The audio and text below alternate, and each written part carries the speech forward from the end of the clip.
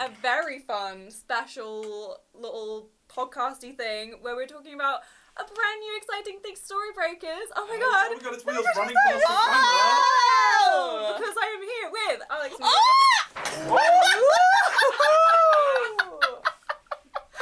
I'm here with what an intro! Big old mess.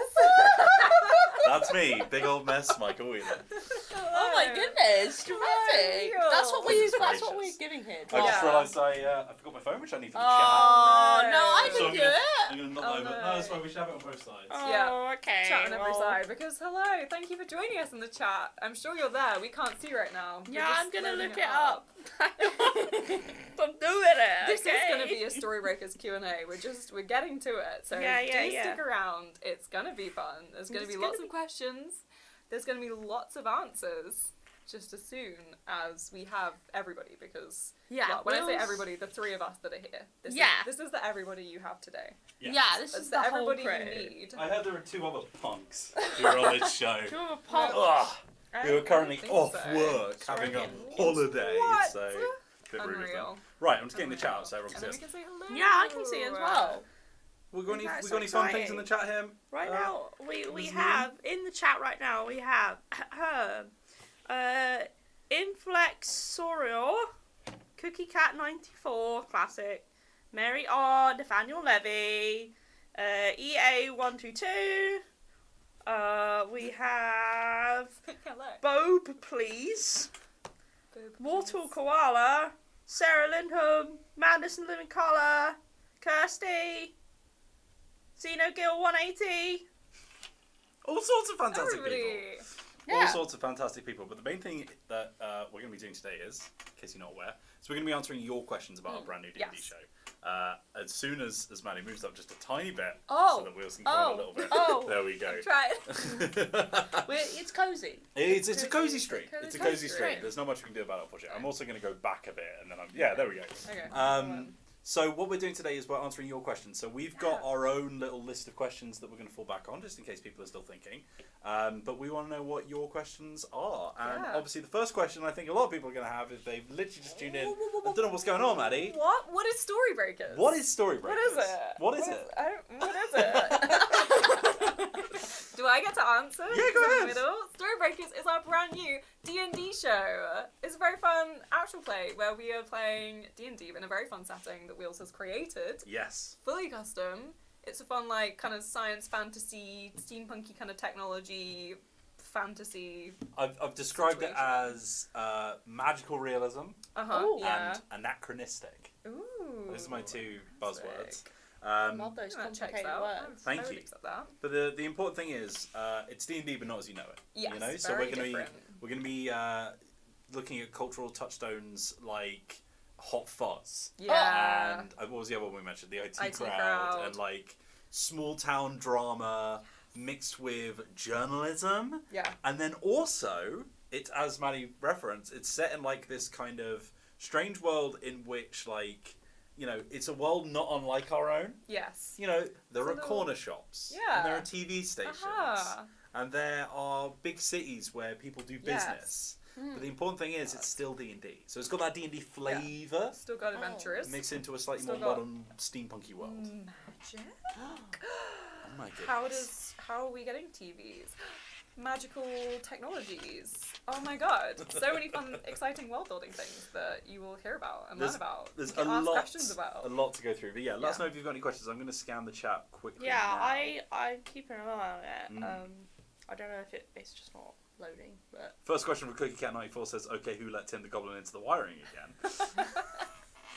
You're not going to be playing Tim the Goblin, though. No, I'm not. Do you want to tell us a little bit about your character? Yeah, I'm playing a very different character from Tim. Very different. Actually, for those of you who did not watch Dungeon Breaker, I played a character called Tim the Goblin, who was he was a character that we made up as a joke. Yeah. It was me and Astrid on the train back. Yeah, you, me, and EGX. Astrid. We were on the train back from EGX in 2019. Wow. That's how long ago I really thought you were going to say 2009 then. I was like, are you sure? That's how long Dicebreaker has been going, since 2009. Yeah. He was fun to play, and a lot of people really liked him, and he was really cute, but he was very sort of gimmick. He was like, he very much had his thing, which was just sort of being a bit cute and gross and weird, which is gross, if you will. Yeah, gross. Which is like a vibe that I do really enjoy. Yes. But I think one of the like main things we really wanted to achieve with Storybreakers is the fact that we all wanted to have characters in this world that like felt like a bit more three-dimensional. Yeah, that like had some depth in there, at least like potential for depth. I mean, like, we're still gonna have characters who like have vibes. So that then when they interact with other characters who have like different vibes, it's good. Then distinct. There'll be some drama and there'll be some gunplay. So I'll be playing a character called Cariaris West. Oh my god. It's a mouthful. Carry on Aris, as we call it. Carry on Aris, yeah. Which is why Mia named her. We'll get to that in the inspiration bit. Yeah, very important. Inspiration. Something I'm definitely Inspirations include.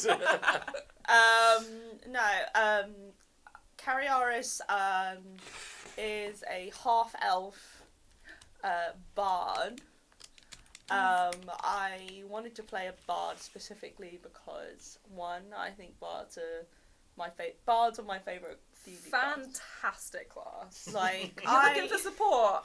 Fantastic. Incredible spell list. Yeah, I mean, they provide good support, Yeah. and Cariaris has, like, a collection of spells. Like, we're pretty low level at this stage. We're not even...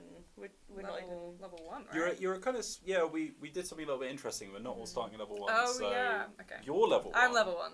But then Matt's character, Hunter, I believe, is level 3 or 4. Yeah. So we've got like a bit of a spread to kind of indicate their experience. Yeah, we wanted to Makes reflect, sense. like, their experience in the field, as it were. And also, obviously, like, Matt's character is, like, a lot older than Cariaris, for example. He's seen some things. Yeah, he's seasoned. But also, he's, like, been in, you know, reporting journalism for, like, several years. So we wanted to, like, reflect that in the field of, like, journalism. I will say, if someone wants to ask about it, let me know. Put it in the comments. But there is, there's kind of an interesting way in which the actual real world interacts with D&D levels and classes. So we've gone quite meta with it. If you want to know more about that, let us know. But yeah, carry on, man. But yeah, because obviously, like, as we might have already said, I can't remember if we said, but the general gist of Storybreakers is that this takes place in a news network. Like, we are all, like, members of a very, very small section of a big news network, the ONC. So we are bards and, you know, like, rogues and such, but we are bards and rogues in the sense of reporting. So makes sense. to give people like a breadcrumb, like the class that in this world you have what's called a class sign, which is basically like a star sign that you're born under, which Love I mean it. Maddie loves. Big fan. Big fan of stuff. Scorpios are out the window. This time you're a rogue, Bards right? are in. But the interesting thing is that a lot of people in this world will never actually really interact with that aspect of themselves, because there is a guild called the Heroes and Adventurers Guild, which are classic D&D heroes. They go out and they fight monsters and they do quests. So cool. But you know, they're quite a privileged few that not many people get to be. Yeah. And they're almost like comic book characters, you know, like people like worship them. People are like obsessed with them. They have posters of them on their wall and stuff like that. They're like celebrities. They're like celebrities, yeah. But They're just really cool. Think of what's the company that starts with a V from The Boys called? I don't watch The Boys. Vort's Industry, something like that. Think of them. The Boys. It's got that kind of vibe to it. Yeah, so most people in this world aren't adventurers. They are just like standard folk who live their lives and, you know, like... Essentially, they're all level 1. Yeah. You know, right? Yeah, So, exactly. In the terms of adventuring, they're all level 1, and like a lot of us are starting...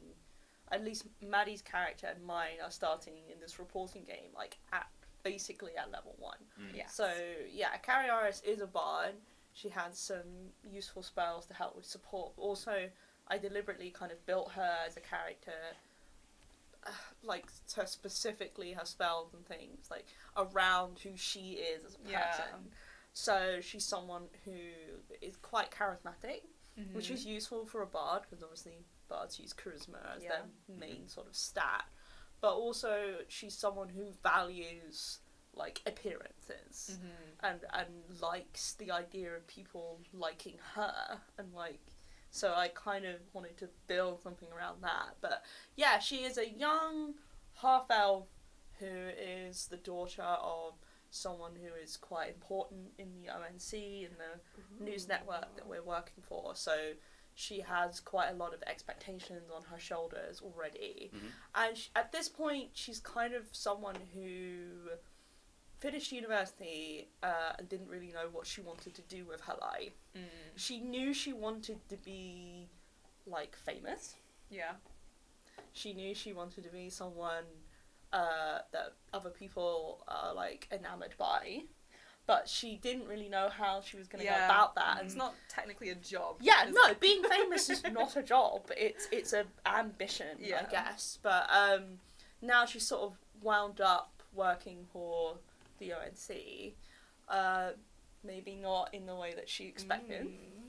And yeah, she is very different from Tim in the fact that she's someone who is, you know, like hopefully a well-rounded character in the sense that she has parts of her that, you know, are fun and, you know, other people like, but then she has parts of her that are inherently flawed. Yes. Yeah, we've got a lot of flawed characters. But which she's is not... the point, right? Like, there are places for these people to go. I think one of the problems we ran into with Dungeon Breakers is that we... obviously, Maddie will not know anything about this because she wasn't even there at the time. Nope. But like when we jumped in to Storybreakers, we went real gun-ho and hadn't really sat down to think about what we wanted to do with our characters. We just sort of... We wrote some backstories and we hit play. And then all of a sudden, I think, especially me, like a lot of us found ourselves being like, I don't know where I'm going with this. I think we were so focused on just doing an actual play. Yeah. We didn't actually like think of what actual play we wanted to do and who we wanted to be. And I can like say very much from the offset with Storybreakers, the main concern was, what are we making? Yeah. And what do we want to make? It's a lot more considered, it's a lot more like thoughtful, and there's a lot more passion going into it, I think, as well. Yeah, we're all like so into... Love it. I have to say, all of us, especially like Liv especially, but all of us are so into the setting, I still remember the meeting we had where we came up with the concept, and all of us were like, that's a fantastic idea. We're all like into the characters that we've created. Yeah. Like, I love Cariaris. I think she's a character with so much potential. You know, she there are places for her to go that like Tim just didn't really have. So I'm hoping that will create for a narrative that's engaging, that's funny, that's like sad, that's just it's got range and depth to it. So with that in mind, I'm gonna grab our first audience question, which is a very simple one. Why D&D and not another TTRPG? We've got a cool system set up here that Quills has done. It's very cool. It's a very long USB cable and a window that's open on USB. Don't give it away. So this question comes from Kirsty. Very simple. Why D&D and not another TTRPG? I think a lot of people will be not very surprised to hear that I personally wasn't gunning for playing D&D. I was like, let's do something else. I mean, the Dicebreaker is funny in the sense that we're almost half and half. Well, not really. Like, we range, so I think you actively don't really like D&D. I don't think I'm like anti D&D. I'm very much like I in most situations would pick it up. I'm pretty much in the similar vein. Matt's a bit more neutral, and obviously yourself and Liv are very pro D&D, so play a lot of D&D. We had to take into account the fact that we all have different opinions on D&D. We couldn't just be like, we're not playing D&D because you know, we don't like it. And to be blunt as well, like, you know, we want this to be a mainstream appeal show, right? Like, the more niche we get, the more niche of an RPG we play, it will limit the amount of people that watch it, which, from a business point of view, is, is not very helpful. But secondarily, we want as many people to enjoy this as much as they can, right? Because a lot of people know the system, a lot of people understand D&D, and it's plays off a lot of tropes that we can play to, with the Adventurers Guild and stuff. It's very easy to kind of bring those things in and then subvert them by doing something like D&D, I think. Yeah, it's fun. I think what we really wanted to do with Storybreakers, and I feel like we've already achieved that, even with the amount that we've played and filmed, is the fact that we didn't just want to make another D&D actual play, but we wanted to do something different. Yeah, my philosophy was okay, we can do D&D, but if we're going to do D&D, we're going to do something that no one's ever seen before. Yeah, we're almost playing with, I think some of the vibes of Storybreakers is parody and self-aware comedy in some aspect, and almost doing that with the system itself, I think really helped Storybreakers to be unique. Yeah. And also, and these two haven't really seen this aspect yet, because we've only recorded a few episodes, but as we get deeper into the story and the world and the actual play itself, we're going to start to see less parody and more genuine questions of what exactly is a class, all that kind of stuff. It's a really interesting thing to explore, because you never really consider that as just a given. So it's let's break that apart. Yeah, so we're very much or at least my goal for this is to do something that, because I think people often, myself included, find it frustrating when you see someone say, we're starting a new actual play, we're going to be, 1950s detectives. And you're like, oh, that's cool. What system are you using? And they're like, oh, D&D. And you're like, why? What? Why? Yeah. So, my goal for this has been, I don't want to try and, jam in another version of the rules that doesn't actually work with what D&D is, to try and just get around the fact that we have to play D&D. I want to explore what D&D is, how it works, and, poke holes in it, poke fun at it, ask questions about it, do interesting things with it. Make something that is different from what we've seen before, but also couldn't really have been done in any other system. Yeah. I've got a great but very specific question here, if you will. Mary R asks, how did you do the village backdrop for your D&D one shot? Oh, this is very different. This is our sponsor video, right? Oh God. There we go. How did you do that? Oh, it's the one for Wonders. Oh, sorry, I got No, it's okay. Yeah, no. But this is interesting because you'll notice that we've started. It is relevant. I thought. Yeah. Yeah, we're doing a bit more set design. As you can see, this is a very rough and ready version of it, because we just sort of shoved it behind us for a bit of set. This isn't the Storybreaker set, obviously. You can see it in the trailer if you haven't seen that already. Exactly. But this is a homage. I think, Maddie, you can speak more to this because it was yours and Liv's idea. I think we have a very small studio. Yes. And we wanted to make that work for us. I didn't think watching the videos, and then I came here and I walked into the studio and I was like, this is not as big as I thought it was. But yeah, we've worked around that. Yeah. It's literally as simple as that we had a TV with Village playing on the background of the TV, and that was just behind me, and we had a window going over the top, so just... But I think we should...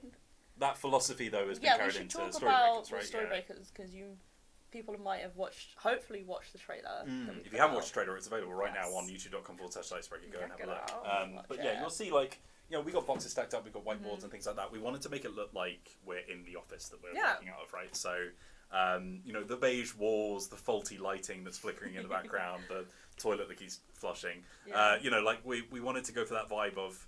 And again, this is why we're referencing that kind of IT crowd vibe, where it's you get in the elevator, you go down, we're shoved in the basement, barely open. Exactly. And you're like, that's the vibe because these characters, they are not prestigious in any way whatsoever. No, none of them. Even though your mother is on the board of directors for the company, you've been shoved in the crappiest office possible. Harris's mother is a huge player in ONC. But even with that, she's been put into a situation where she can't use that kind of clout in this sort of situation, which I think is hopefully a vehicle for drama. Mm-hmm. Yeah. Yeah. Lots of drama. And comedy. And various other entertaining things. Yeah, you're very much playing a fish out of water character, which is very, very fun. Yeah, very enjoyable to interact with and watch. So we had one that was kind of interesting from Greg Schwarzkopf, who says, "Are you covering a particular beat?" I saw that one. Particular beat, i.e., gossip, entertainment, street crime. So we're very much on, or I say we. I'm DMing. Somebody asked. I'm the DM. Yeah.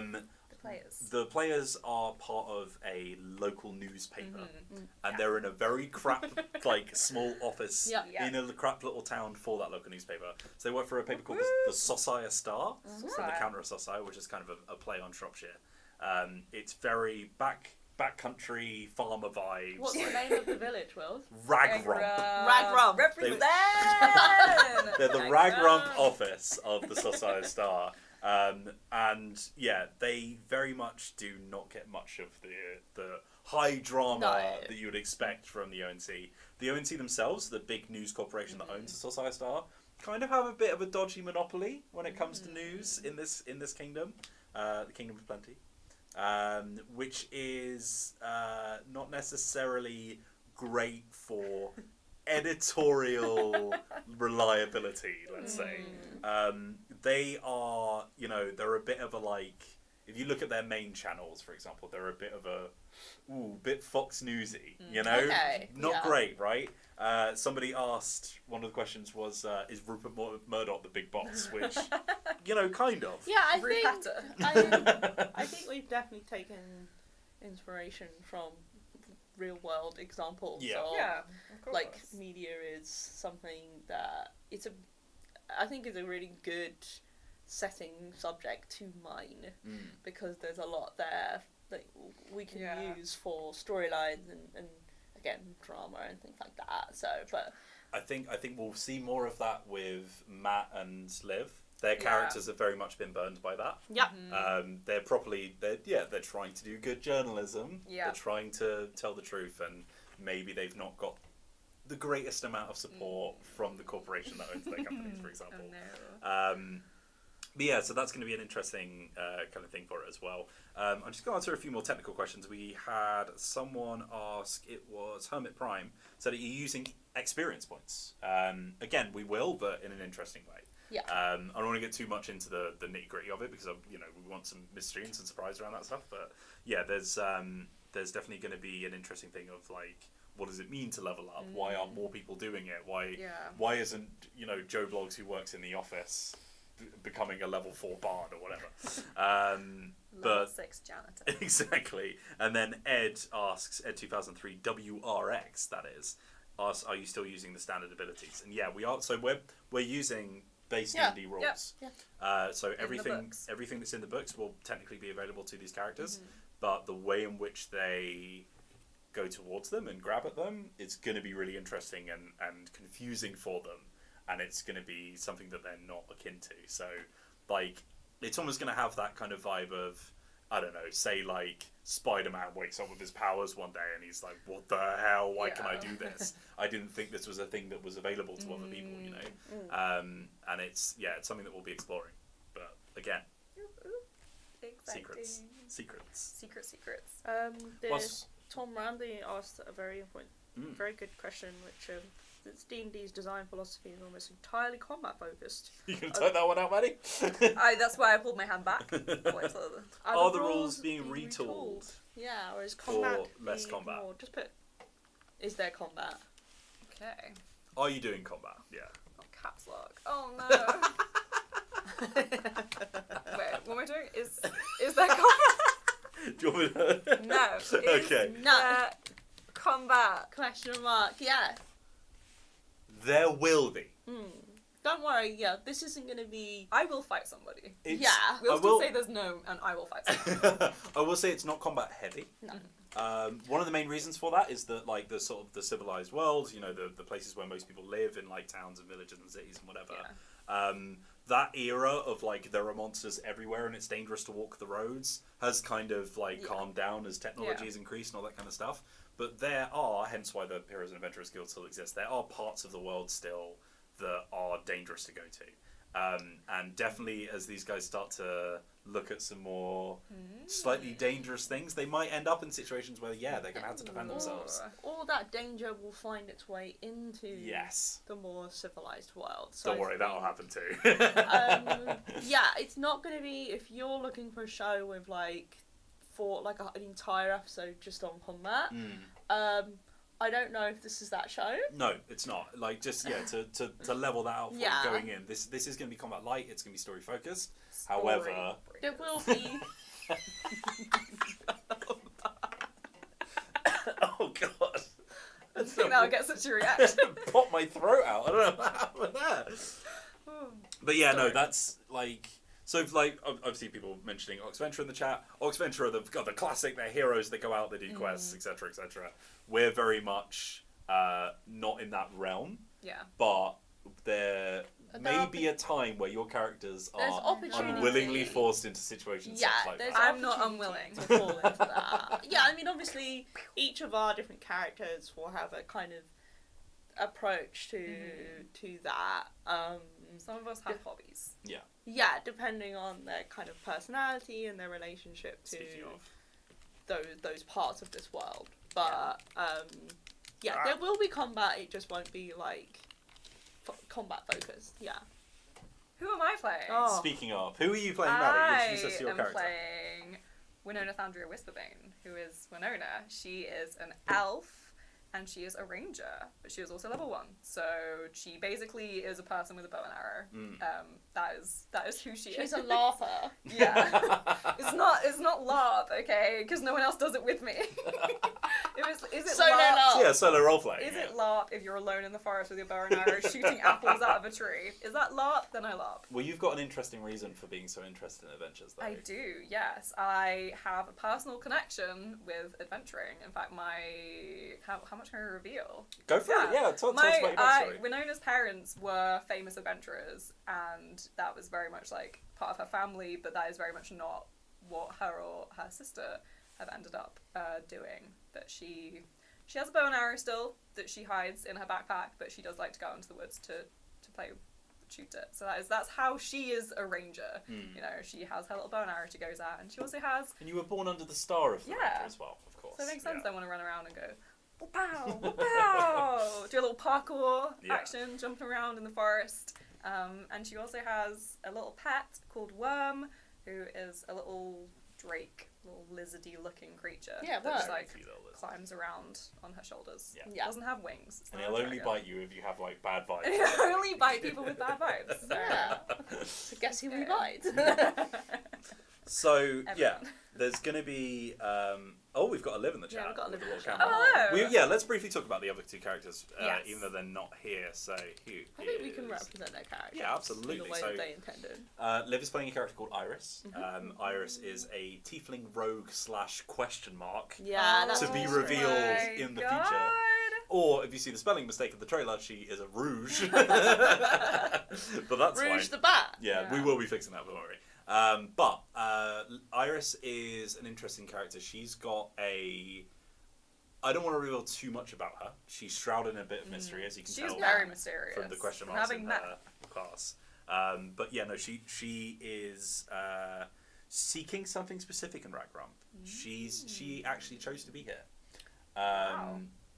And even though it was convenient for the OT to shove her here as well, she was like, no, that's fine by me. I'm good to go. So she's been working for the ONC for a little while. Yeah. Whereas Maddie's character and my character are pretty much fresh off. You've had some failed internships beforehand with the ONC, and the quality of your internships has been diminishing over time. But there's going to be a lot of intrigue and mystery around Iris. Yeah. She is a photojournalist. She is the team photographer. Hence the photo. She does that a lot. I thought to say we do have specific roles in the team. There's a dynamic to everyone. I think the intern, the anchor, the photojournalist, the veteran reporter. There are sort of sort of tropes that they lean towards, kind of thing. Yeah. but some of those are more fulfilled than others. Like, for example, the anchor position, more of a dream than it is a reality. Yeah, I think anchor is what Kariaris would like. Whether she's actually going to be able to do any of that in this particular branch of the UNC is debatable. But we'll see. Who knows what awaits her in the future. But yeah, so Iris is going to be a very interesting character. She's quite guarded. She's quite closed off. Yes. A little bit dry and sarcastic. Closed off. Sometimes physically. Sometimes there is a door between you and her. Yeah, no, definitely. But she's been at Ragrump with Matt's character, Hunter. We'll get to a second. Yeah, who's Matt for a little bit. But yeah, Matt has been in the ONT for a very, very long time. So let's talk about that. Who is Matt playing? Matt is playing a Tortle Paladin by the name of Hunter Burrows. Yeah, he really wanted to play a Tortle. Yeah. He's got his wish. It's Matt Jarvis, to be fair. The vibes are on, it's you know? Perfect. Yeah. Tiredness. Tired, slow. Yeah. He's Hunter is like someone who's been in the biz for a long time and has perhaps come a little bit jaded, especially working under the ONC and like knowing how much, you know, corruption and dodgy dealings and things like that the company can do. Something happened in Hunter's past, which we've alluded to in the first few episodes.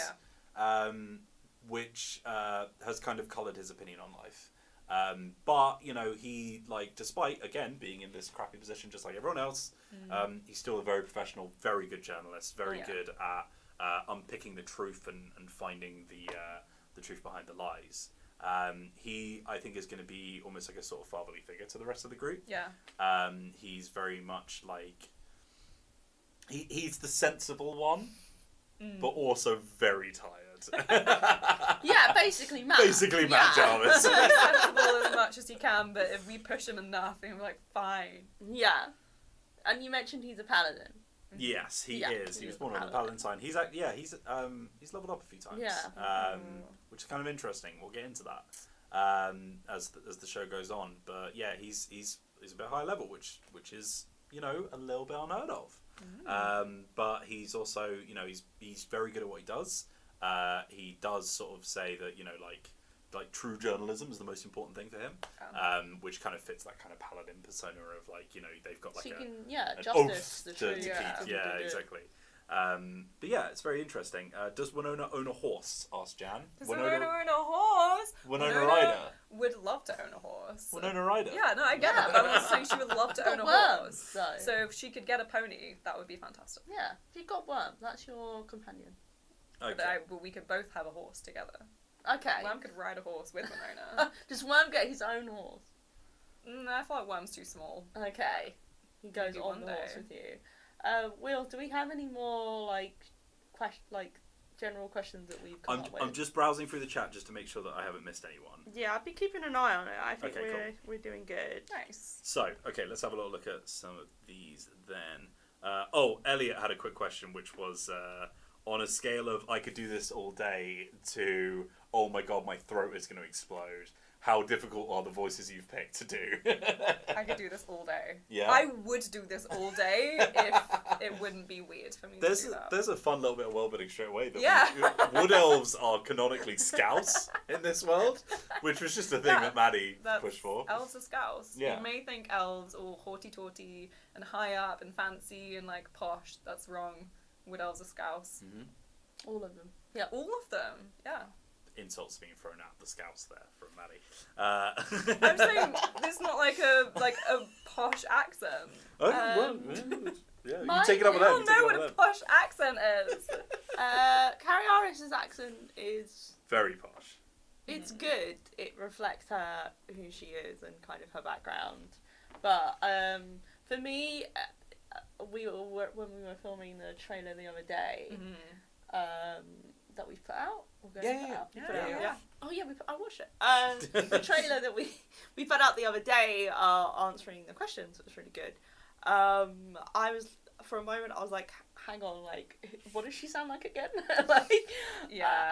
Because her voice isn't like really different, but it is different from mine. So I'm still working out finding that voice. But as soon as I get into carry Iris's mindset. As soon as I start talking like she would, the kind of thing she would say, then immediately, I think I did that, then immediately I was like, there it is, there it is. Yeah.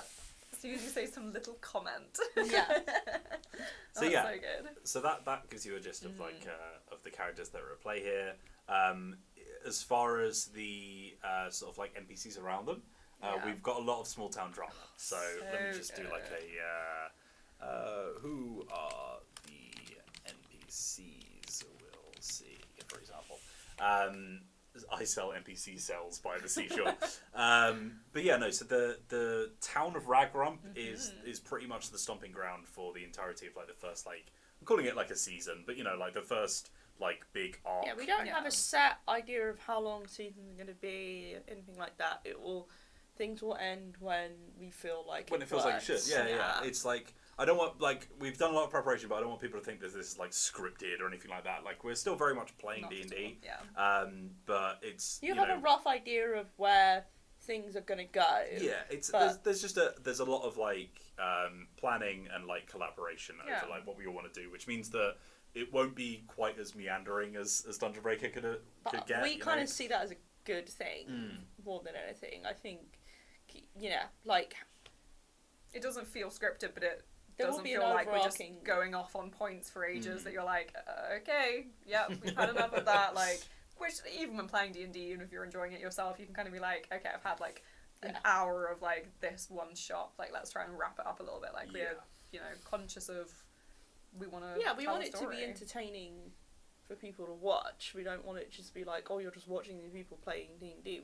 We want it to be almost like you're watching D&D, but it's also an engaging story and scenes and things like that. So so we've got like a sort of like rough arc that we've all planned for like I said, season 1 quotation marks, which people know what the sort of expected kind of trajectory is. They don't actually know what's going to happen. Yeah, we don't know what's going to happen. How it's going to end up. We already had big surprises in the first 3 episodes. There are things up here which I'm so excited to like throw at these people. We don't know anything. The only things we know are what we were initially told before we started.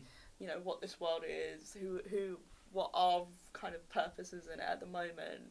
And obviously the things that we found out so far, but we don't know where things are going beyond. A lot of that as well is just from the fact that like the world has been built around these characters' backstories, so like it's not necessarily that it's like I went to Mian and said you have to have this thing in there or something like that. No, it was more like we spoke over and Mian was like, this is what I want to make, and I was like, okay, cool. Really collaborative. I have to say, we'll shift the world around to make that happen. So it's going to be very, very like player character driven. I think a lot of actual play sometimes can be a bit like, here's what the character stories are, and then here's what like the module they're playing is, and they can feel a bit disparate. That's very much not going to be the case here. It's very much like a world that is built around these people, and therefore they're the most interesting people to follow. But yeah, so the town of Ragrump is our stomping ground for like the first sort of season arc. It is very, very much based on that hot fuzz like. For those of you who may not live in the UK. Yeah. The general vibe, is like a very small town village, where not a lot happens. Yeah, and therefore everything that does happen is astronomical. Yeah. We've got like busybody like neighborhood watch people. Yeah. We've got like the mayor who's been like the same mayor for the past 10 years because nobody else runs. You don't want change, Why change it if this is working? Exactly. Yeah. But then change is inevitable in any good story. No. So Ragrump is going to go going through changes. It's going to go through changes, and it's going to shake the very foundations of what they know. And one of the main things that kind of kicks off the intrigue. It's got like a little bit of a Twin Peaks vibe as well. There's something very weird happening in this town. We don't want to reveal too much, but there's a quaint English village, where there's something not quite right. Yeah.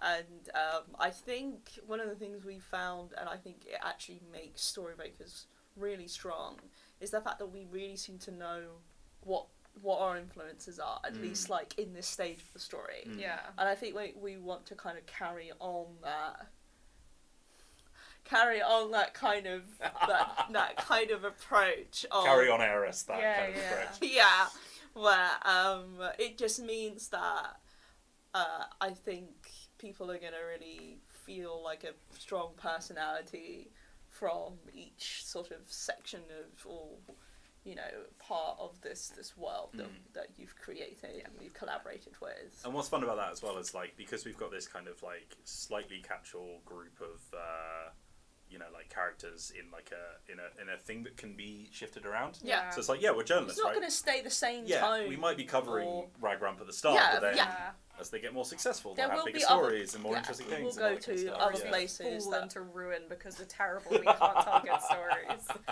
But so like that also means that we get to go to some very interesting places. But that's all down the line. Yeah, but don't worry about that right now. We will, even though there will be different locations that may be inspired by different things, the Storybreakers will still have very much its own character and flavour that will remain consistent throughout. There won't be like tonal whiplash or dissonance where we kind of have a fairly strong idea of what the show is like already, which I think is a really good sign that we're all very much on the same solid. page, Yeah. which is great. So we've got a couple of questions here. Mary R says, considering it's not going to be combat heavy, are your characters going to be in mortal peril? If it comes to that, are you willing to let the characters die, or will a Deus Ex Machina keep them alive? I suppose the last part of the question is for Wheels as DM. So let's start with the mortal peril one. So are the PCs going to be in mortal? Oh, new line. Peril. Peroil. Peroil. Yes. I'm in mortal peril. To be honest, again, to avoid spoilers, but the last event of episode 1, immediately something bad happens to someone. Which means that, these characters, whilst they're in this quaint little town, might not be as safe as they think they are. Yes. I think there'll be escalation. Escalation is the key thing here, which is good for any, series or storyline. Like, you want to see the stakes, like, ramp up. Exactly that. And we're definitely gonna be in, like, hot water at certain points. Yeah. I've got like the sort of like big finale in my head, like this kind of last like general thing that's gonna happen. Whenever that is. Whenever that is. Yeah. And it's pretty wild. I mean, there is a mystery unfolding, so it's like we might do things along the way, but like the mystery is gonna happen. Like once they get to the bottom of it, something is gonna be something at the bottom of the mystery, which might be scary.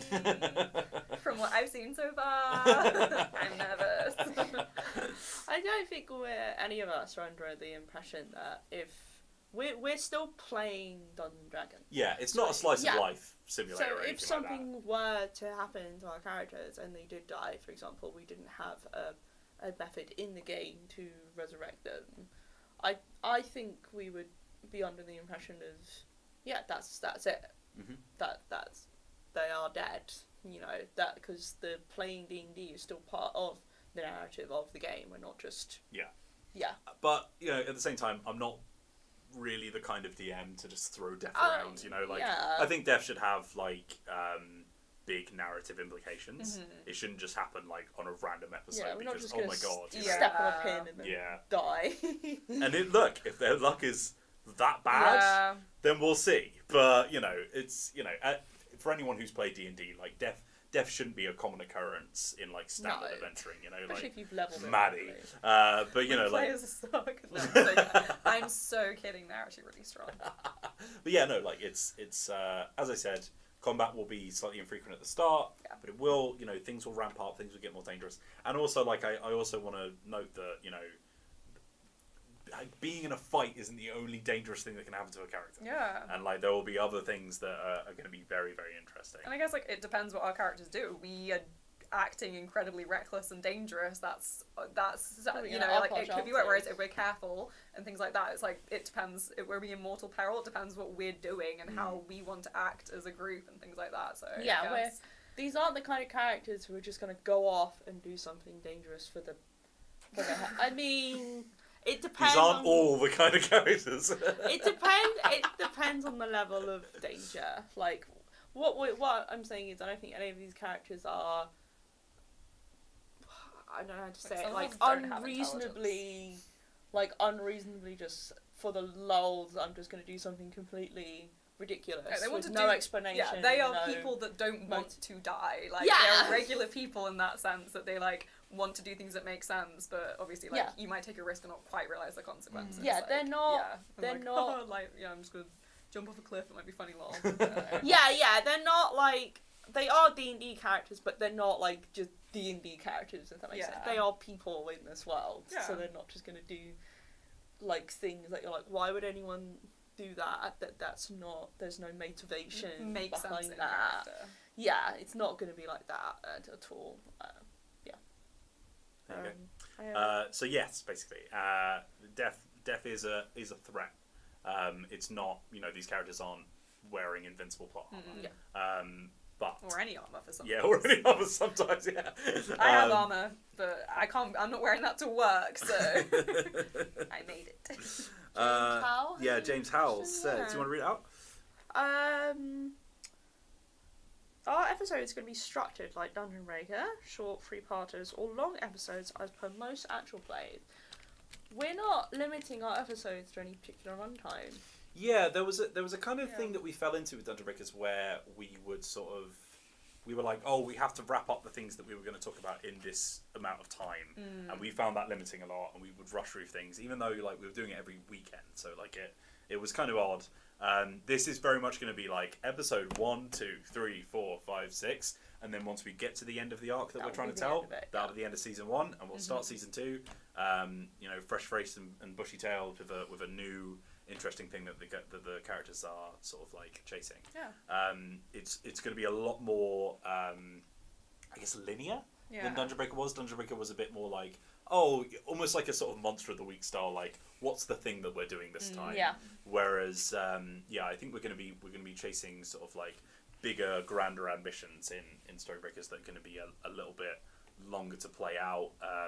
There's going to be, like B-plots and things like that, like threads that will run throughout things that will change over. It'll be a bit less like, to borrow Oxventure as an example, because I know that a lot of people who watch Oxventure, from what I don't watch every week, so I don't know fully, but like I'm aware that they'll be like, we're going on this adventure, now we're going on this adventure, and it's almost like a sort of Scooby-Doo style, like it's a new thing every time, right? Yeah.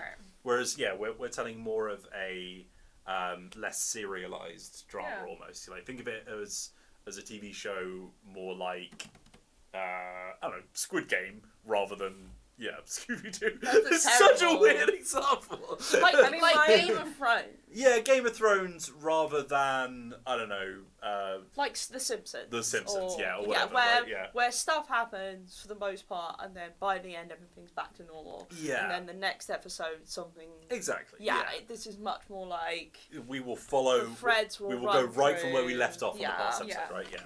I have to say as well, they're not like super long, like 6-hour episodes as well. That's something that you've been very cautious of like the kind of beats of a story happen in like a reasonable amount of time, that like each episode is a nice watchable time, which I really value. So we're not going to ask you to do a Critical Role style watch for 12 hours.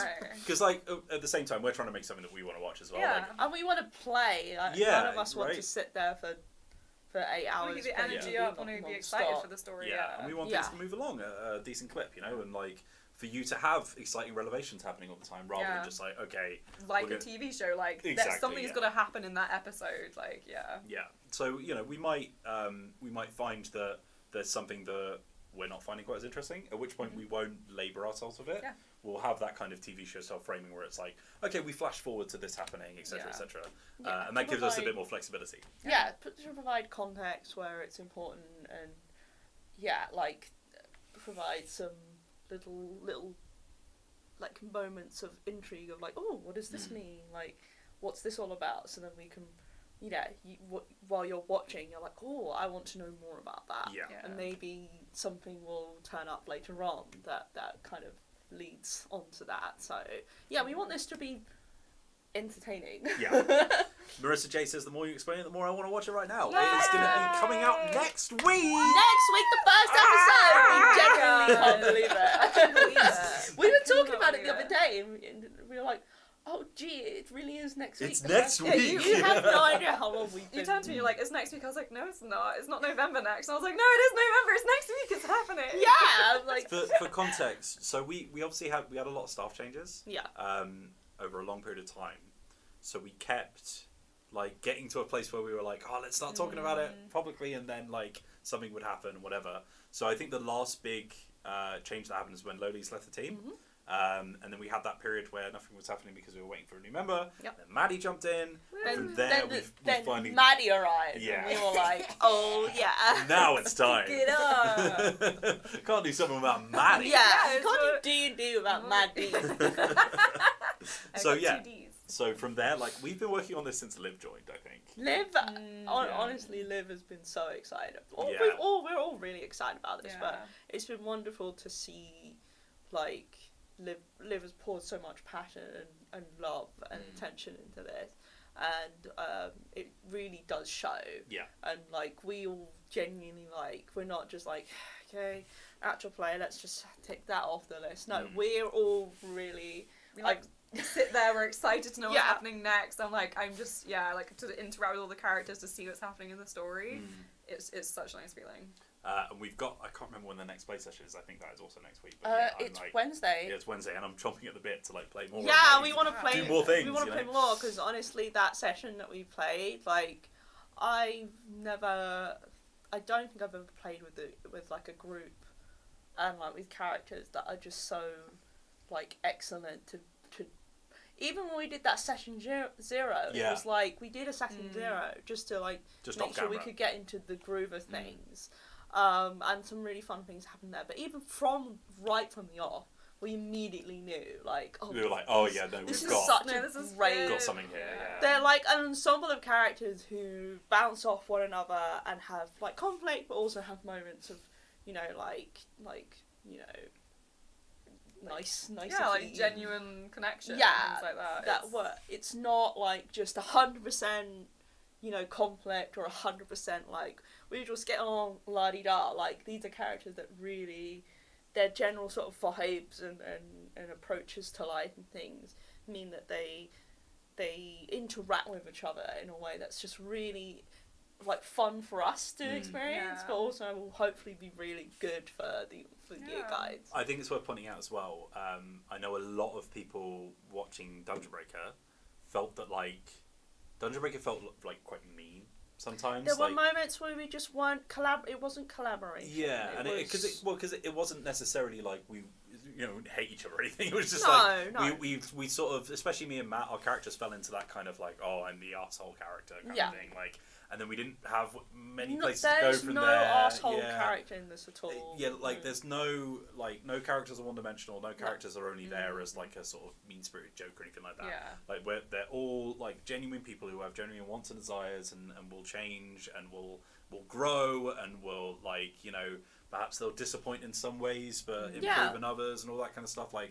They're proper characters with proper depth who I think you're really gonna love. Yeah. And they're not just, here's this joke I had, where do we go now? So yeah, it's gonna feel very, very fresh, I think. Yeah, I know we're promising a lot, but we're just passionate and excited. Yeah, I feel I don't think we're promising anything that we don't feel like we're having. Obviously, it's very much just what we are enjoying, and this is what we are experiencing as players and as a DM. So yeah, even if you don't. If you guys don't like it, we still will. We're having a great time. Yeah, we're loving it, and I think the thing that's making it really enjoyable for all of us is how collaborative it is. It is a group effort. This isn't just we sit down and Wheels has done all the work, for example, and we just have our character sheets. No, this is something that we've all contributed to. It's a world we've built together. It's an idea that we've all brought up from nothing together. But the characters that we've made have all come from our own heads. They're ones that we've made sure will work together and not just be combative or not contribute to the general sort of feel or the story, but they are our characters that like we've made. Aiden Love. Do we have a general sort of question that we can do? Yeah, have a little look through the chat, but whilst we're doing that, I will check some of the ones that we've got. So we wrote down like an FAQ as well, like I said, so we can fall back on. I'll just check if there's any. One thing that I feel like people will ask, so I'm just going to do it now. Is this set in the same world as Octaventures? October Ventures? Octopus Adventures. No. This is a brand new world. We're open to crossovers and things like that. We might have like guests appear and all that kind of stuff. But I think there's not going to be like an Avengers Endgame moment. Is what I think people expect. Yeah. I think the only thing we would be worried about with doing crossovers. I think we do want to do that because obviously like Oxventure are really fun to work with. And we know that a lot of people often ask for those things, but we wouldn't want it to interfere with the story and the kind of storylines that we've got going on. It's got to make sense. So I imagine it would possibly be a spin-off that's considered in its own. Yeah, and we're planning to do like live shows, things like that. Yep. Yeah, we're hoping to maybe even do one at PAX Unplugged. Yeah, that's the dream. That is the dream, but we'll see. If not this year, then definitely next year. But yeah, like the plan is very much to put Storybreakers first and then put like, nice things second. So like if we've got like a fun collab that we would have, for example, let's say that, someone from outside Xbox or Eurogamer or whatever was like, oh, I'd love to come on the show. We'd probably give them their own character, or, like have them be an NPC or something like that, rather than just sort of like try and cram the two worlds together or anything like that. One thing I will say, and this is very, very early stages, so, take this with a grain of salt because it's not been properly planned out on their side yet. But I know the Eurogamer have been looking into bringing back D&D, as a thing, just as something to consider. And I think maybe Liv is helping them out with that. So there might be something there, for example. This is the first time I've heard this, so you're getting the hot scoops, everyone. Yeah. So just there's but again, happening. Down the line, we'll take it one step at a time. So yeah, EA122 says, what kind of props have you got to add to the shows and episodes? Oh, I should have brought my prop in. Yeah. Do you want to talk about your prop? We all have our own props. My prop was a birthday gift from everybody. When I was making my character and I have my familia, I kept showing a picture of a jelly cat dragon and saying, oh, I wish I had him. Wouldn't he be so nice if he was mine? Oh, I love him so much. I bet he's so soft. If you don't know, Jellycat is a very nice brand of soft toys. They're incredible. I have some at home. And I had a little green dragon, and I have a little green lizardy creature, which is like, kind of a dragon, but not really like a weird. And then for birthday, the team got me a little Jellycat green dragon. So now when I hold it off, I can actually hold up my dragon into people's faces. And Important question. Cookie Cat who says, how soft is the dragon? Oh, it's so soft. I wish there was a way I've stroked it. Show you through the screen how soft it is. Maybe I'll do a members view where I just hold it up and brush it. Just ASMR. Yeah, stroke in. So I'm very excited about my prop. My pop. Your pop. My prop. Your prop. My prop is directly related to Carrie Aris's class. She is a bard. Oh, I forgot about your... Yeah. She has to have a musical instrument. So I love the idea that you were like... you went to school and they were like, sorry, you were born under the bard sign, so... What do you want, a recorder? Do they only put bards in, like, music class? Because I love that. Me watching through the window, like, wish I could be in music class. I mean, banging my drums. Yeah, Carrie Aris was born under the sign of the bard, but she also very much embodies bard-like tendencies, which is centre of attention, or at least wants to be, loves to perform. So that's the Leo star sign. So you were born in August. Yeah, she only fake. Well, they're all fake. Only fake star signs. She's not exclusively musically inclined. She also likes acting, and she did a bit of stage work. You're a performer. She is a performer. Yeah. So, and she kind of sees anchoring as a form of that. Yeah. And but she was trained in the flute at school. She has a very good education, I have to say. Flute or yeah. That's a So side flute. I did get I couldn't justify spending the amount of money I would have to spend on an actual flute, because I personally don't play the flute. So I had to get a wood. What a time to learn, though. What a time to learn to play the flute. That's a lot of work and a lot of expense. But maybe by the end of Storybreakers, We've got a Skillshare account. You get a flute lesson. I will get like falconry lessons. But like with lizardry, but also they like run on my shoulder. We'll just make it become real. Cookie Cat 94 says, "Oh God, bards are just theatre kids." Have you only just worked that out? Sorry, Cookie Cat, not to shame you, but I would say Carrie Iris doesn't have a theatre kid vibe. She's not like Glee Club. She's more like she's like more like, I guess, a pop. Pops. I guess she loves like pop music, for example. She's really big into like whatever hot in the charts right now. She wishes that Mummy had bought her a record contract. Yes! Yes! That is what she wishes, that Mummy had bought her a record. She's Rebecca Black. I mean, yeah! Like, oh my god, if that's a storyline! I'll lose my mind if you make a song and it becomes really popular and you get I mean, there could be surprises down the line, but I was gonna say, one of the questions that we had was, what are our main influences for our characters? Mm-hmm.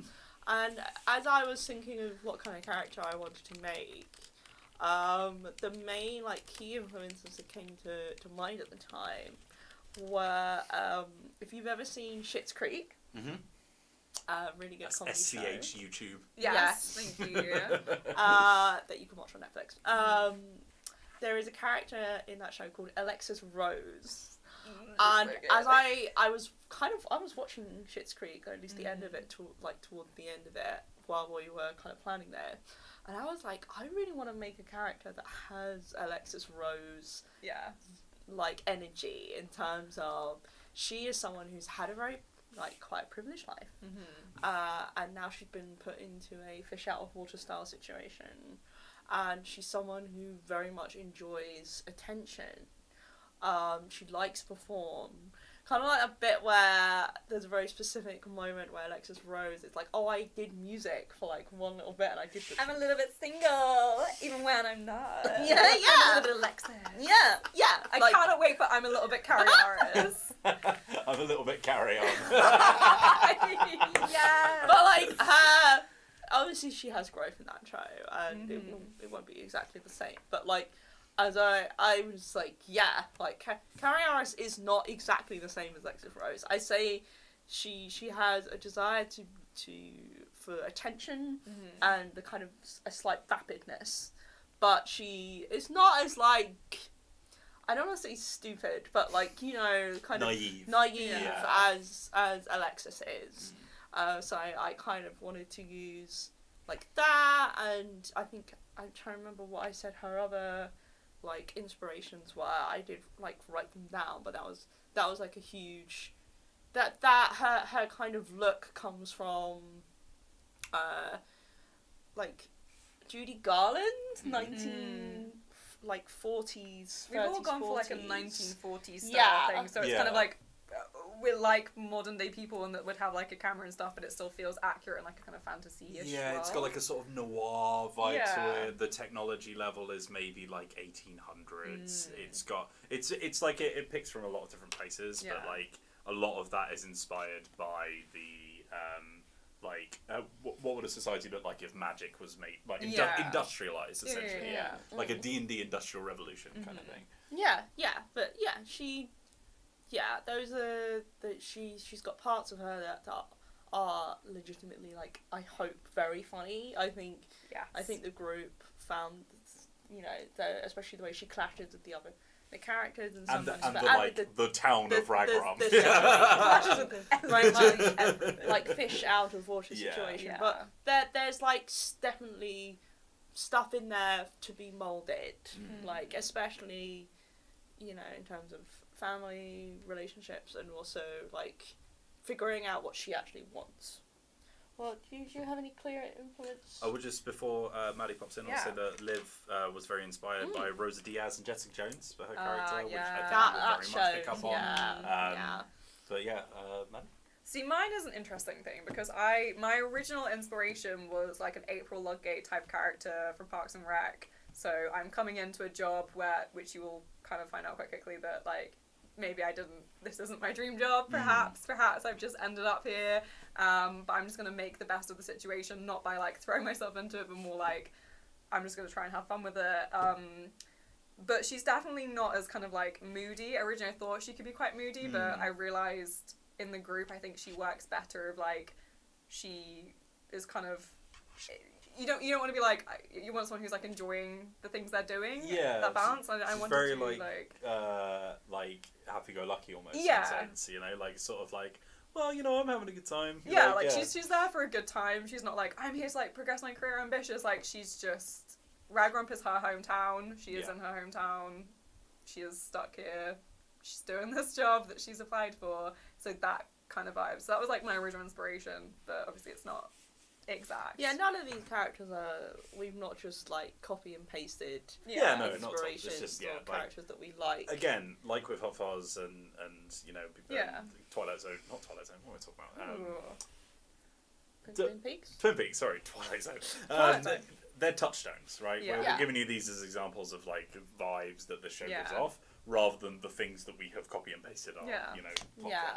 And in terms of Matt, I mean, he's not told us specifically, but I mean, Matt Jarvis is obviously a huge influence on Matt Jarvis's character. Genuinely. But also he's got that kind of like gumshoe. Like the almost like a grizzled veteran. Quite noir style. He's definitely the most like film noir style character. He's got like the fedora with the press in, and he's got in his black little and white. flip notebook. Yeah, He's the only one. You'll see on the screen that he is only in black and white. That's a lie. He's not. He kind of reminds me a little bit of. Did you ever play The Wolf Among Us? Yeah. I was literally picturing that in my head. Yes. His character kind of gives me Big B vibes. But a bit less like less angry, less toxically masculine. Wolf, you know. Less that, but definitely like I've been here in this stuff for too long. It's 3 years away from retirement. That kind of vibe. Yeah. But yes, it's got some very, very cool characters that I think you're really going to enjoy. As far as NPCs as well that we talked about recently, like there are a couple of characters who are allowing me to just play the kind of characters that I like to play. The editor of the deputy editor who's in charge of the Ragrom division of the Society Star is a dwarf called Findus Pancake. Dwarves in this world are from New York. All of them.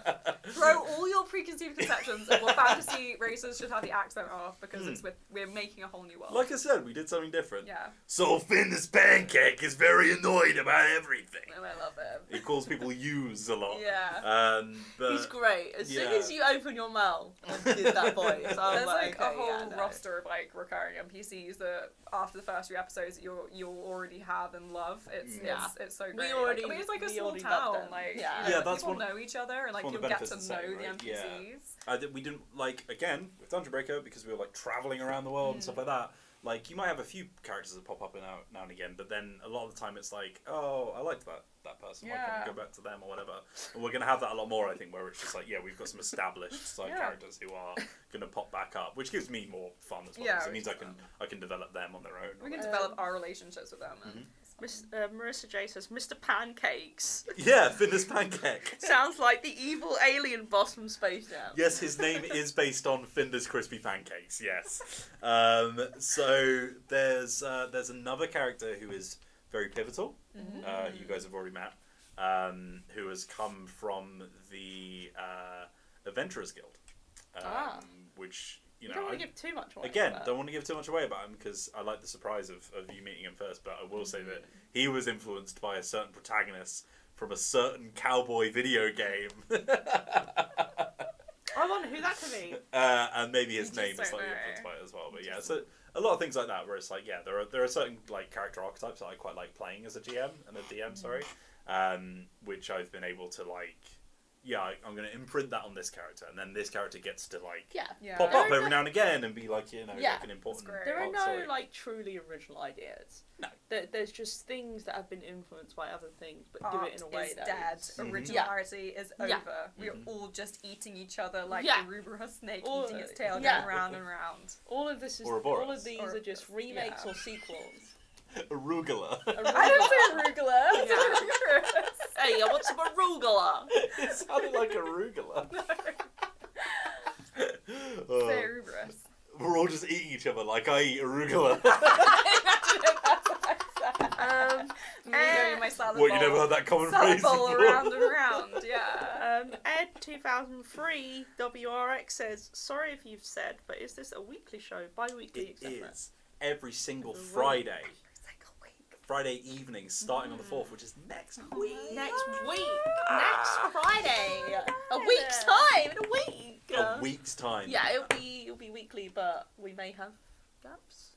Yeah, we may have gaps. For example, like maybe over like the Christmas break, things like that, where we literally just won't be around. Yeah. We want it to depends rest on and enjoy exactly. it. It depends on how much like momentum we build in recording sessions, so that we've got basically we want to be ahead of ourselves, so we're not like racing to finish things and all that kind of stuff.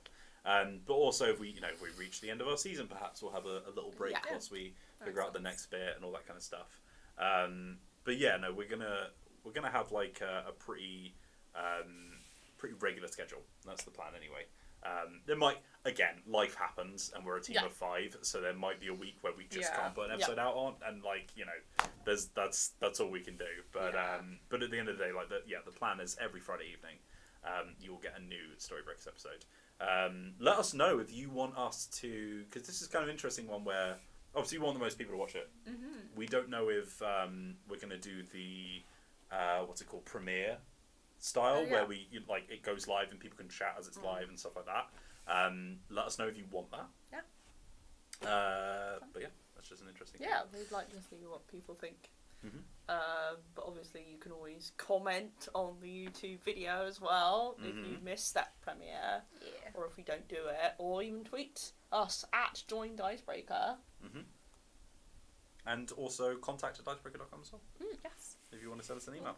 If you're old fashioned like that. Yeah. I'm gonna let a couple more questions in. If you've got a question, we're gonna be finishing up the stream soon. So if you've got a question, let us know in the chat. And if not, we will fill the time with a question of our own. Like, for example, Yes. this is one for both of you. Is there another character in the crew that you think you'll have an interesting relationship with? Ooh.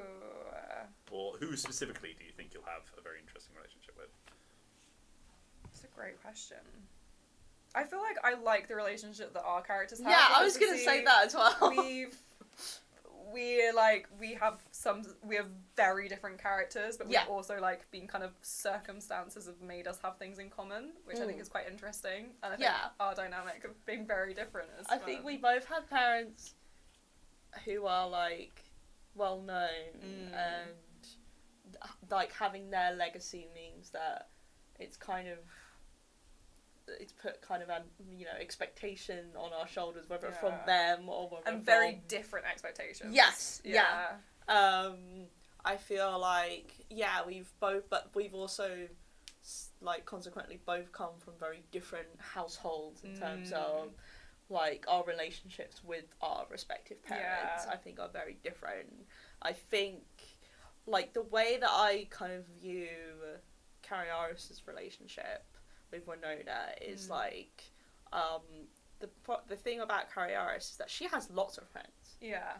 But like it depends what you determine a friend is. Acquaintances. Yeah. So she's got a big circle of people. Yeah, there's she knows loads of people, and like quite a lot of those people are famous or like well known or like she's been in a room with a lot of people. Yeah, important in the world of how many of them can she rely on? Exactly. So I feel like her perception of what a friend is and who is worth being friends with is very different from like what Winona's like perspective of that is. But I get the feeling that both of these people have an element of loneliness in them. Yeah, definitely. But for very different reasons and very different vibes. Yeah. I feel like that has potential to I mean, they've already, blossom into something. Yeah. Already had, like, little moments where it's, like, a relationship has started to whatever extent, whether they're, like, gonna kind of go along with that and, like, let a friendship happen. Yeah, the things that are stopping that from happening are the things that they need to grow from, if that makes sense, which leaves so much potential for good storytelling and character development and moments as well, because they're two, like, very different the way they interact with each other is very interesting. It's very amusing, and it's also not similar. Yeah, kind of endearing in terms of, like, you know, like, Carrie Aris is someone who is, like, proper, and she's, you know, like, from a very privileged but, like, from well-to-do. But, like, also she's like lived in the city. She grew up there, you know, whereas like, Winona is a country girl. Like, country girl. Ragrat. Ragrat represent, where, like, Winona's quite, like, very, I'd say, like, can be, like, really laid back. Yes. Whereas, like, Carrie Aris is like, no, like, this needs to be done properly, like, you know, she wants things to go well, you know, so it means that for her being laid back, maybe she's laid back in terms of, like, having to do genuine work.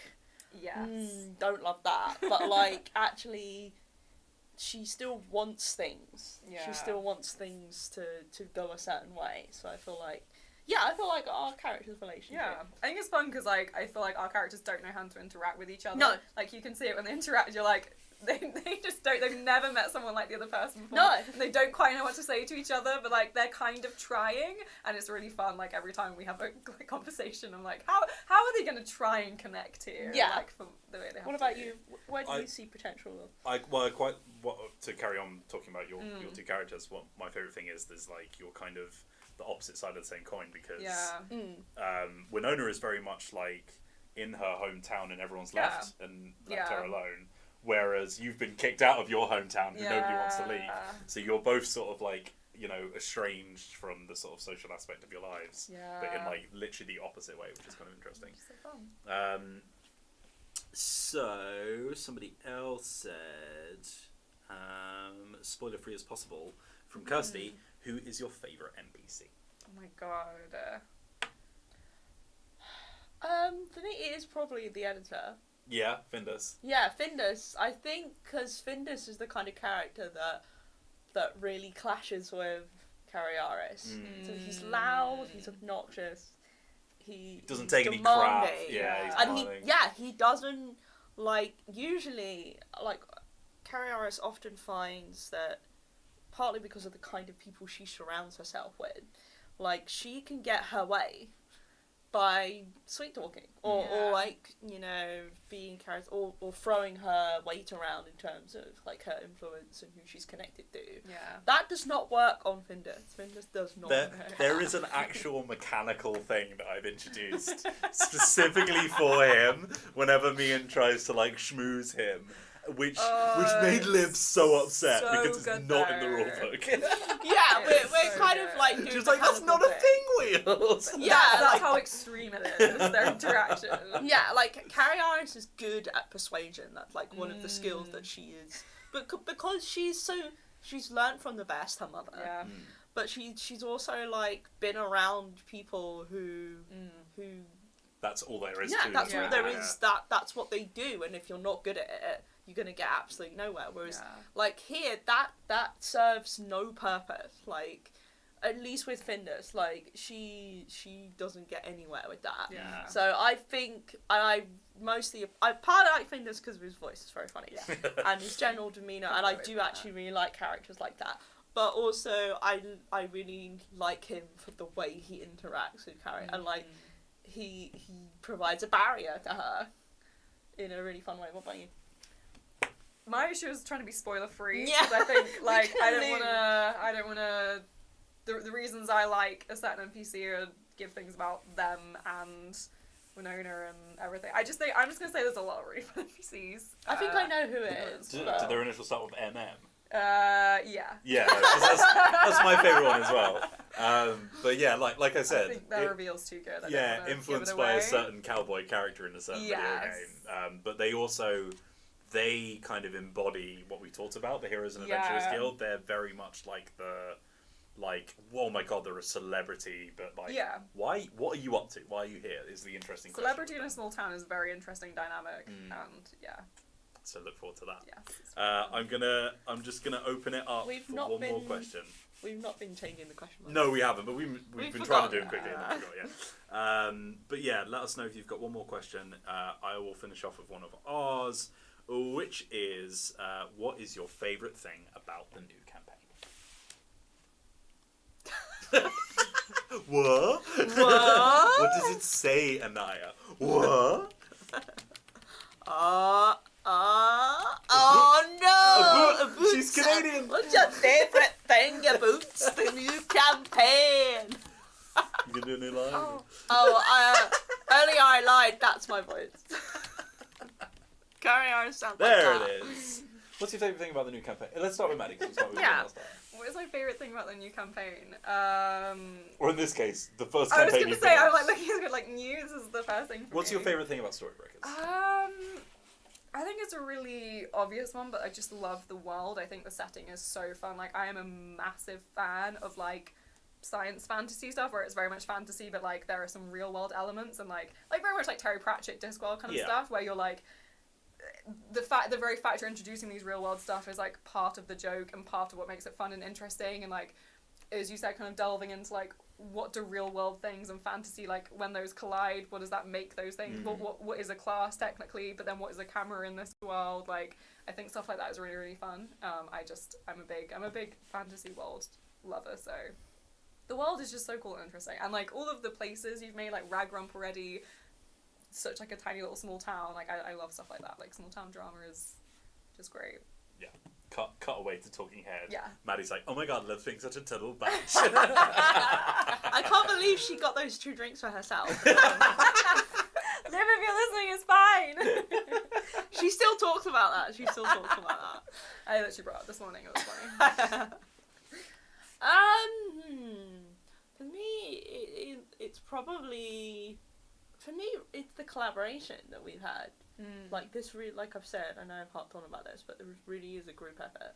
Like we've not run off with our own things and then tried to make them fit together. Yeah. Like this definitely has been a project that we're all really excited about. We've all put our own sort of touches on, and we're all working, this is like something where we're working together to make, and it's not just something we turn up to do. Yeah. Like this is a group project, and I feel because of that it's made something that like is so good. It's enjoyable to play, it's enjoyable to watch. There are no like moments of like I feel like there's been a clash here or like one person clearly wants one thing and another person wants another thing. Like we've managed to get through those parts so that now like we're on the same page about what we kind of want from this. Yeah. So yeah, that's my favourite thing about Storybreakers. Yeah, I think like a lot of the problems inherent in Dicebreaker could have been solved by better communication, and we've had that philosophy going in, and now we've created something I think that's fantastic. Yeah. I think for my answer, I think my favourite thing about Storybreakers is the way in which we've tried to genuinely do something different. Yeah. Like not just from the stuff that we've done before, but like from what we've seen other people doing, other people around the world, right? Yeah. On YouTube or what have you. Like we were like, okay, we don't want to just make another one of those, right? We don't want to just try and be Critical Role or Dimension 20 or whatever. We don't want to just try and ape off of other things. Yeah. We want to make something that is so completely unique. And I think we had a similar idea with Dungeon Breakers, but it didn't have the execution. And now we've stuck the landing on this one, I think, a lot. And it genuinely feels so fresh from anything that I've ever seen, or that anyone else on the team, as far as I'm aware, has ever seen. Like, so, yeah. whilst there will be like familiar things, you're not going to watch it and be like, "What the hell is this?" Yes. Like it's not going to confuse you, I don't think. But like watching it, you'll be like, "Oh, this feels feels different from what I'm used to. It feels fresh, feels interesting," and I hope you enjoy it. Yeah. But that is my takeaway from that. I can't see any other questions apart from Nathaniel Levy with a joke one that says, "When the celebrity adventurers come to town, does the obituary page get larger?" We've got a box that says obit here. It's probably, I think it's on the other side. Oh, is it the wrong way around? That's a records box. That's a records. So, we've got all sorts of fun little prop bits. But thank you very much for watching, everyone. I'm going to let Maddie do an outro. Maddie! Whilst I go and turn off the stream. But I am Michael Whelan. I will be your DM for Storybreakers. Catch us next week. Woo! And I'll see you there. Yeah, join us next week. That is Friday, the 4th of November. So let Wills go past the camera. You can join us. It's in the evening, for around 6 p.m. is usually when we put a video live, so head around then. It might be a premiere, which obviously what we discussed, or it might just be ready to go. But it will be next Friday. If you want to know more about all of the characters and meet them, we did a trailer that went out last week, which is a Meet the Characters trailer, so you can see all of us in our wonderful costumes playing our characters. And if you want to see more just generally of Storybreakers, the week before that we did another trailer which was just little clips from the show, little things you can see. It's got our fun little intro for Storybreakers which you can check out. It is all there, ready to watch. And what you say coming? Yeah, I would say coming this coming week we have a series of articles. Yeah, over on Dicebreaker.com. So you should also check out. About the world of Storybreakers, just giving you an introduction, and about each of our characters that we've written ourselves. So you can really kind of delve in a little bit more that we've been speaking about. If you've missed anything earlier and wanted to know more, or you were like, I wish they would go more into that, we'll probably do that in our individual articles. You can check that out next week. Get hyped. One a day, so you can see. You can get excited. Ready, leading up to the end, where we have Storybreakers coming out on Friday. We say one more time, you should be there, watch it, and subscribe. Hit the notification bell if you want to make sure you don't miss it. You can do that right here on youtube.com/Dicebreaker, where you're watching us right now. But until then, we will see you in Storybreakers, and I hope you all have a lovely day.